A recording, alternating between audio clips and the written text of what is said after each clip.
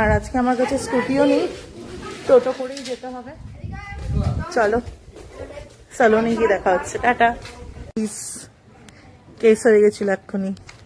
নিচে বেরিয়ে আমার মনে পড়েছে আমি তো ক্যাশই নিয়ে বেরোইনি, আর আমার সিঁড়ি ভেঙে উপরে ওঠার ইচ্ছেও করছিল না। সত্য কাকু জিন্দাবাদ, ঠেকা কাজ চালিয়ে দেয় আমাদের। কাকুকে অনলাইন করে কাকুর থেকে ক্যাশ নিয়ে নিলাম, ফ্ল্যাটের নিচের দোকান থেকে আর কি। গাইস, যার জন্য ক্যাশ নিলাম কাকুর দোকান থেকে, সেটারই আর কোনো দরকার পড়লো না। এটাই ফায়দা বাপের বাড়ির আশেপাশে শ্বশুর বাড়ি হলে সবাই পরিচিত লোক। এত ভালো সম্পর্ক মানুষজনের সাথে রেখেছি ছোটবেলা থেকে, কেউ মুখের ওপর নাই করতে পারে না। দিদি, দাদা, ভাই, বোন চারিদিকে ছড়ানো ছিটানো।